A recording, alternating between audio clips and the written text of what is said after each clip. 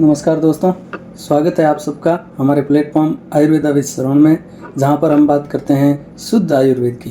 हमने एक सीरीज़ शुरू करने की बात की थी, तो इसी कड़ी में चलिए आज बात करते हैं अपने घर के एक मसाले के बारे में और जानने की कोशिश करते हैं कि वो मसाला ठंडा होता है या फिर गर्म होता है। आज हम बात करेंगे काली मिर्च के बारे में। जी हाँ दोस्तों, तो सबसे पहले आप कमेंट करके बता दीजिए नीचे कि आप क्या सोचते हैं, काली मिर्च ठंडी होती है या फिर गर्म होती है। चलिए अब फटाफट जानते हैं कि काली मिर्च के बारे में आयुर्वेद क्या कहता है। आचार्य भावप्रकाश जी कहते हैं काली मिर्च उष्ण अर्थात गर्म होती है। जी हाँ दोस्तों, तो काली मिर्च गर्म होती है और इसके गुणों को कहते हुए आगे कहते हैं काली मिर्च चरपरी तीक्ष्ण, तीक्ष्ण अर्थात तोड़ने फोड़ने वाली कोई चीज़, उसको तीक्ष्ण बोलते हैं। और अग्नि को प्रदीप्त करती है। अग्नि अर्थात अपने घर में जो आग जलाते हैं वो अग्नि नहीं, पाचन अग्नि जो पेट में रहती है, तो अग्नि को प्रदीप्त करती है। कफ तथा वात को नष्ट करती है और पित्त कारक होती है, अर्थात पित्त को बढ़ाने वाली होती है। जानते हैं हरी काली मिर्च। हरी काली मिर्च अर्थात खेत से तुरंत लाई हुई, जो कि हरी होती है, सूखने के बाद में वो काली हो जाती है।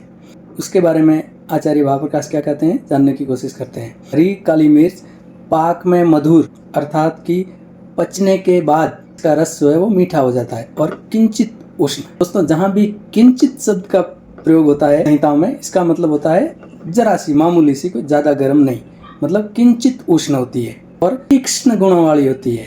तीक्ष्ण गुणों वाली होती है और कफ को जबरदस्ती निकालने वाली होती है, मतलब ये कफ को खींच के बाहर निकाल देती है बॉडी में से, तथा पित्त कारक नहीं होती है। देखिए दोस्तों, यही आयुर्वेद की बहुत ही बड़ी और शानदार खूबी है कि एक ही चीज़ जो कि कच्ची है तो अलग गुणों वाली है और पक गई है उसके बाद में उसके गुण अलग हो गए।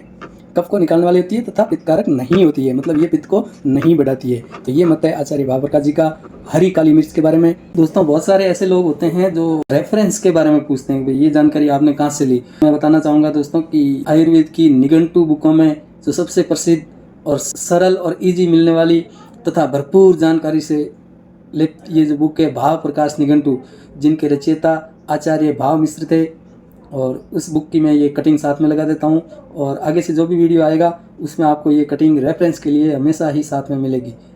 चलिए दोस्तों, फॉलो करते रहिए, शेयर कीजिए ये जानकारी आगे इसी कड़ी में, और हम जानेंगे किसी और नए विषय के बारे में।